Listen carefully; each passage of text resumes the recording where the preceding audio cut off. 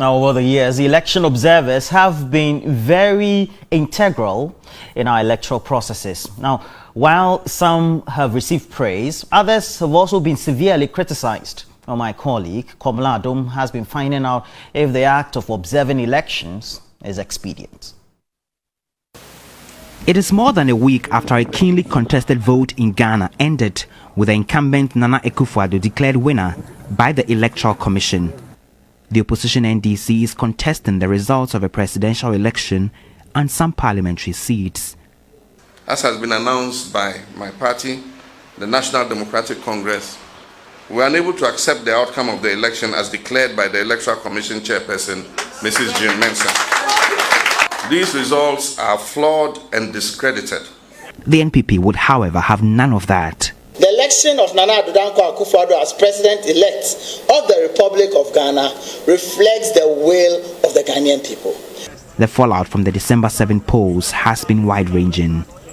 Pockets of violent clashes, deaths, media attacks, and disputed parliamentary results. Public opinion appears split on whether the process was properly conducted. For election observer groups metaphorically described as independent watchers, both local and international, the process was generally smooth. Every polling station I visited on election day on December 7 had individuals from the African Union Election Observation Group, the ECOWAS Observer Group, and the European Union Observation Group, policing the electoral processes with eagle eyes.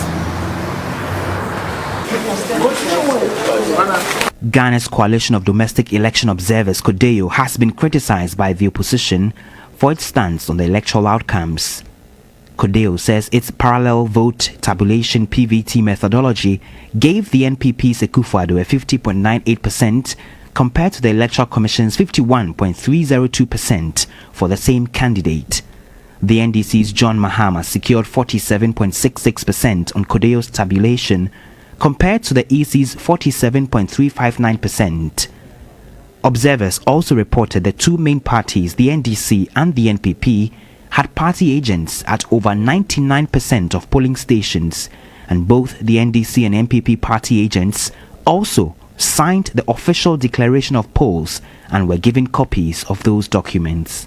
Our PVT results from past elections, from 2008, both the runoff is also there, 2012. We have used this method and it has been accurate, dead accurate in all of those cases. So we don't have any concern about the data that we are getting.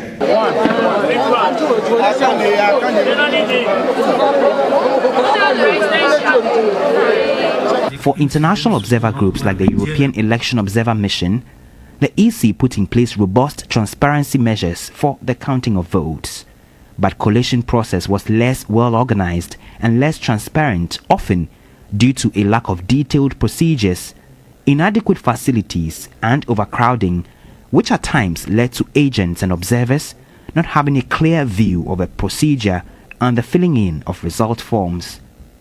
Instances of unrest and tension were observed in Asawase, Suyan West, and Techiman South constituencies.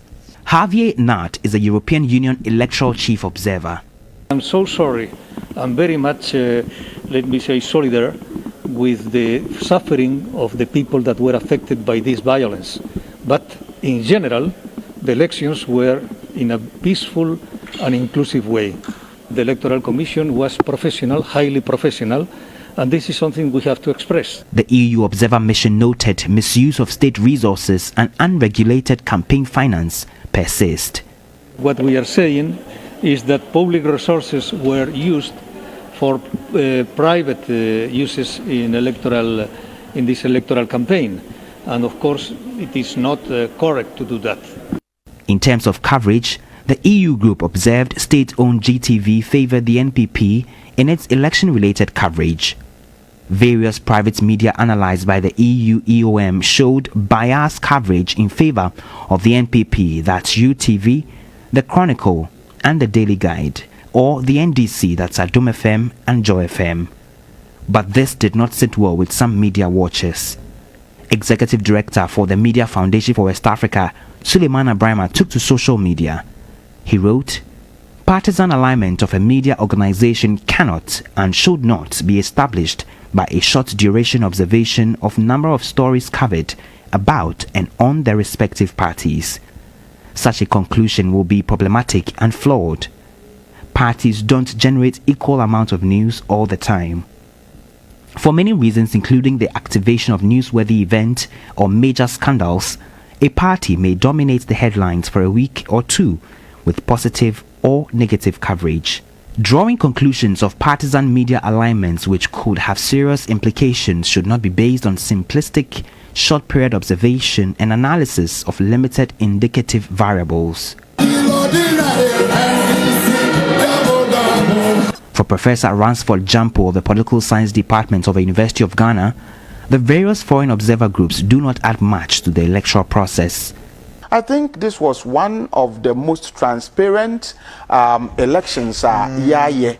Even though na problems, we didn't need anybody to come and tell us that another one.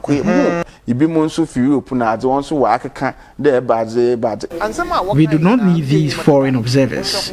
All they come to tell us, we know them already and we will work on them. Observation, I won't call America.